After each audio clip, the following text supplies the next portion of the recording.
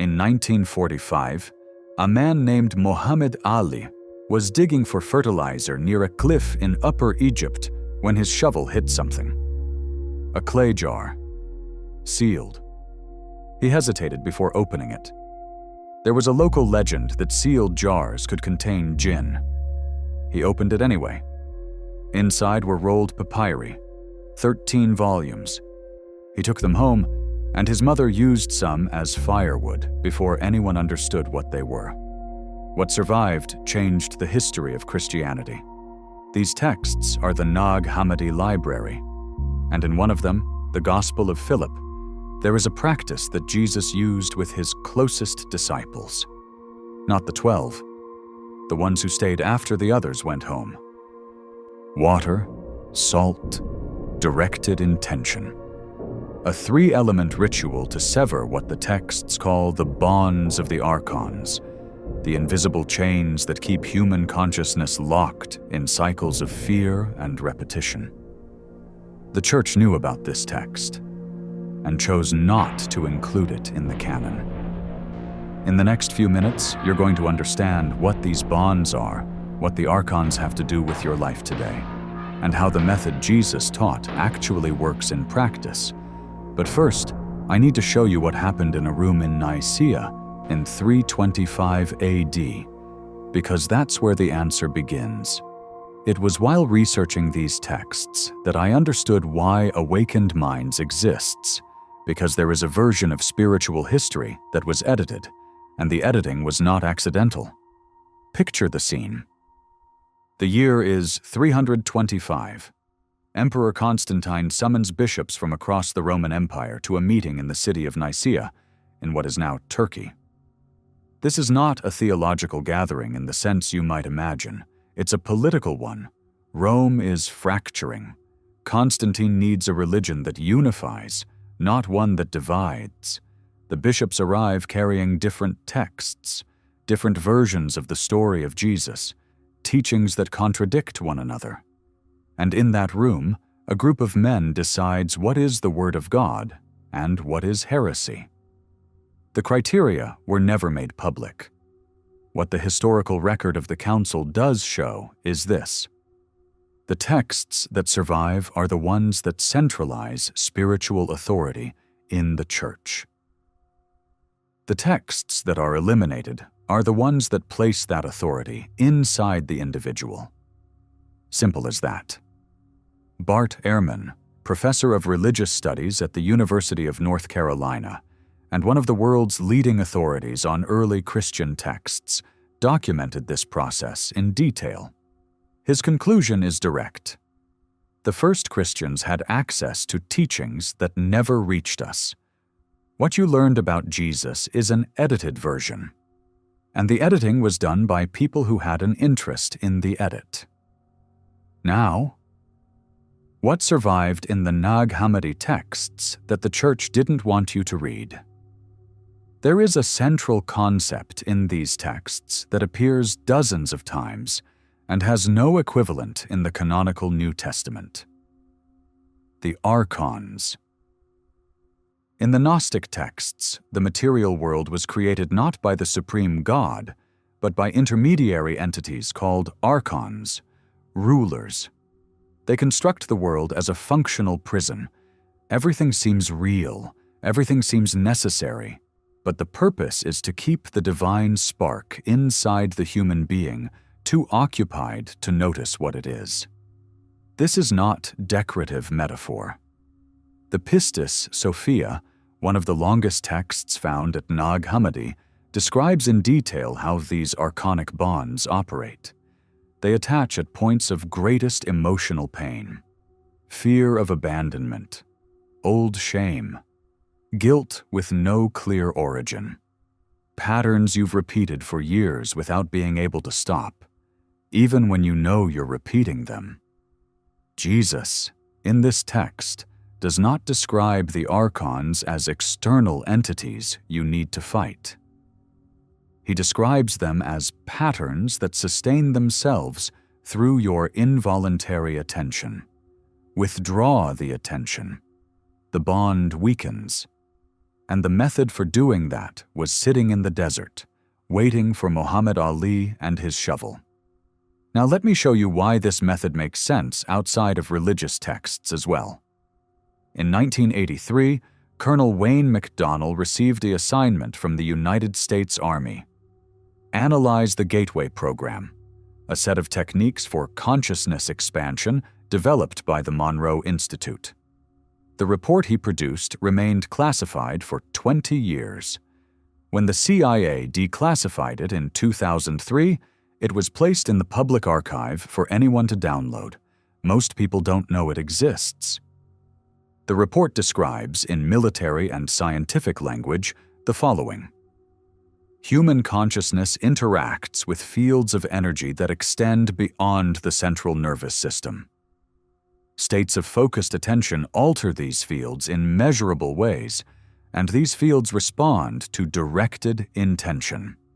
A U.S. government document confirming the mechanism by which the Gnostic texts describe how archonic bonds operate, in completely different languages, with completely different objectives, arriving at the same place. The HeartMath Institute published between 2001 and 2015 a series of studies on cardiac coherence. One of them measured the electromagnetic field generated by the heart during states of directed attention versus states of scattered mental activity. The difference was measurable at up to 3 feet from the body. Intention is not a vague spiritual concept, it is physics. And water, particularly water with dissolved salt, conducts an electric field. Sodium and chloride create an electrolyte. The conductivity of salt water is dozens of times greater than that of pure water. The Essenes, the desert community where Jesus lived before beginning his ministry, practiced ritual immersions in salt water as a central part of their daily practice. The Dead Sea Scrolls document this, not as symbol, as operational practice with specific instructions on frequency and intention. 2,000 years before the HeartMath Institute. Too consistent to be coincidence. So why have you never heard about this? Follow the money. The global spiritual market moves $2 trillion a year. $2 trillion. And it grows precisely because the search never reaches its destination. You learn a technique, it works a little, it stops working, you look for another one. The cycle sustains itself. A person who has a simple, free, and effective method for working with their own patterns of consciousness doesn't need the cycle, doesn't need the $5,000 retreat, doesn't need the 12-module course, doesn't need the intermediary. How does the institution make sure you never find this method? First mechanism. It declares heresy any text that teaches direct spiritual access. The Council of Nicaea in 325. The Fourth Lateran Council in 1215. The Inquisition for 300 years. The pattern is always the same. Burn what liberates, preserve what binds. Second mechanism. When the texts are rediscovered, as at Nag Hammadi, it frames them as historical curiosities with no practical application. Interesting for academics, not for you. Third mechanism. It transforms the method into an empty ritual by removing the intention that activates it. You know holy water? It's water with salt. Without the practitioner's conscious intention, it's just water. The ritual exists. It's inside the church right now. But the instruction manual was removed. And the price is paid by you, searching for years without finding what is 3 steps away. Enough theory? 3 steps. You can start today. First step. The water of intention. A glass of filtered water. A pinch of coarse sea salt, not refined table salt. Refining removes the minerals that create conductivity. Pink Himalayan salt, coarse sea salt, any salt with preserved minerals. Place your hands around the glass, not inside it, around it. Now name the pattern. Not, I want to purify myself. That's too vague. The mind doesn't know what to do with that. Name the specific pattern you want to dissolve. I am dissolving the bond that ties me to the fear of not being enough. I am dissolving the pattern of self-sabotage every time something good begins.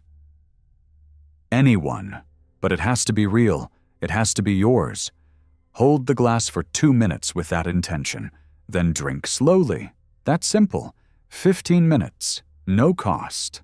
Second step, the dissolution bath. 2 tablespoons of coarse salt in your bath water or a basin. During the bath, run the salt water over your major joints with your hands, ankles, knees, hips, shoulders, wrists. The Essene texts identify the joints as transition points between layers of the body. Today, Chinese medicine calls these points meridians. We're talking about the same thing in different vocabularies. While you do this, repeat the intention from step 1. Not as a request, as a declaration of what is happening now. This bond is being dissolved. Do this for 7 consecutive days.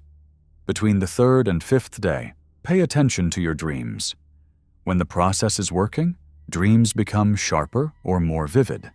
That's a sign that deeper layers are moving. Third step, the pattern journal. This one is for those who want to identify the primary bond before working on it. For 7 days, as soon as you wake up, write down the first thought that comes. Just the first one. 1 sentence. No interpretation. On the 7th day, read back through all 7. There is a theme. There always is. That theme is the central bond, what the texts call the personal archon, the pattern that consumes the most of your attention without you consciously noticing it day to day. With that pattern named, you return to step 1 with surgical precision. 2 mistakes that undermine the process. Mistake 1. Doing it without naming the pattern. Salt water without specific intention is just salt water. The intention isn't decoration.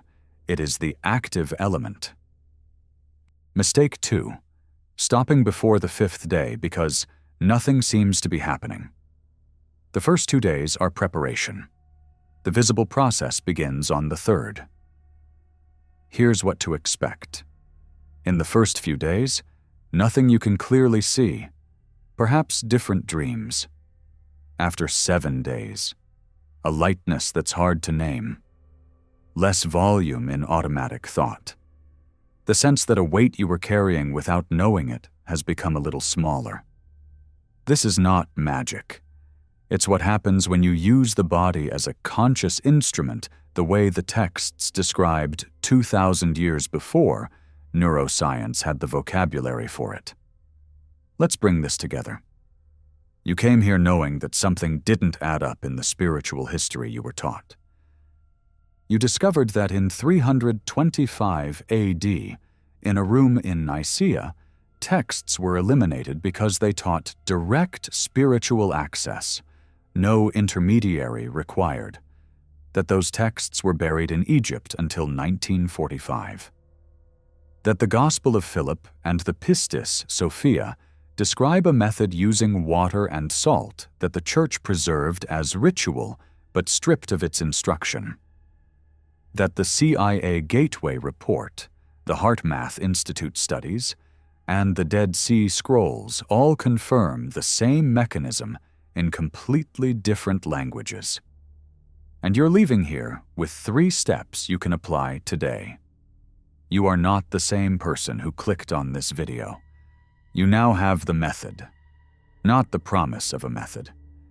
If you want me to go deeper into the other rituals described in the Gnostic texts, including the sound practices that Jesus used in the inner chambers of the mysteries, practices that appear in none of the 4 canonical Gospels, leave the word window in the comments. When I see that word accumulating, that's the next video. And if this made sense to you, share it with someone who is also searching and doesn't know the method already exists. It costs nothing, and it reaches where it needs to reach. Remember, the bonds of the archons cannot hold in the presence of someone who knows them by name. See you in the next one.